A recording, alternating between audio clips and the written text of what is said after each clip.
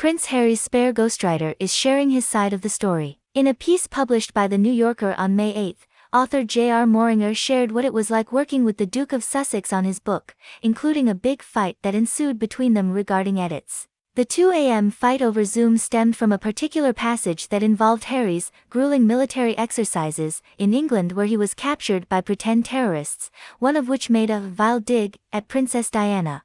While Prince Harry wanted to end the passage with the comeback he gave one of the participants, Moehringer insisted on keeping it out. Although this wasn't the first time that Harry and I had argued, it felt different. It felt as if we were hurtling towards some kind of decisive rupture, in part because Harry was no longer saying anything, Moehringer recalled of the fight.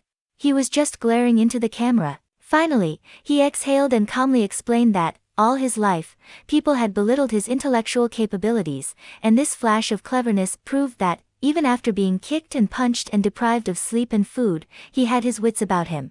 Though the two butted heads at that moment, Moehringer shared other lighthearted moments that occurred between them during the writing process, including how he and his family bonded with Harry and Meghan Markle while visiting their home in Montecito. The ghostwriter also recalled Meghan's generosity as he visited again without his family and dealt with homesickness. Harry put me up in his guest house, where Meghan and Archie would visit me on their afternoon walks, he noted. Meghan, knowing I was missing my family, was forever bringing trays of food and sweets. He added that Meghan also sent him home with toys for his children after he left. Moehringer said he and Prince Harry immediately bonded over the loss of their mothers during their first Zoom meeting. I wondered if we'd have any chemistry, he said. We did, and there was, I think, a surprising reason. Princess Diana had died 23 years before our first conversation, and my mother, Dorothy Moehringer, had just died, and our griefs felt equally fresh.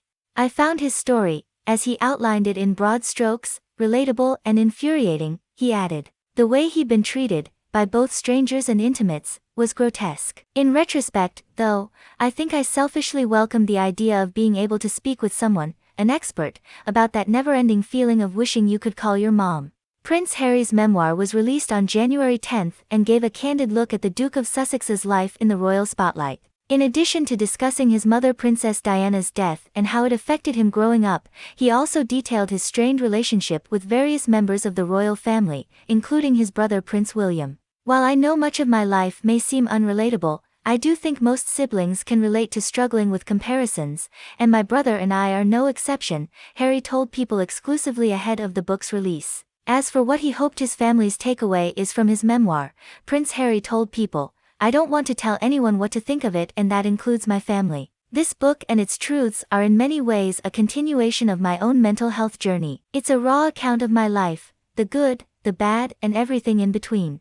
Though the royal family hasn't publicly commented on Prince Harry's book, a royal insider told People that book release was ghastly, as it was a massive shadow of King Charles's coronation, which Harry attended solo on May 6, at the time of Spare's release. A source close to the royal household told People Prince William was the most upset by the book, in which Prince Harry referred to his older brother as his arch-nemesis, and claimed that William physically attacked him. William is the one who is most upset and needs time to calm down, the source said. He has been painted as hot-headed and unsympathetic. But I don't think he will back down, it's whether they can move beyond it and accept that they view things differently. The brothers seemingly didn't interact at the king's crowning ceremony at Westminster Abbey in May, and Harry left shortly after the crowning ceremony.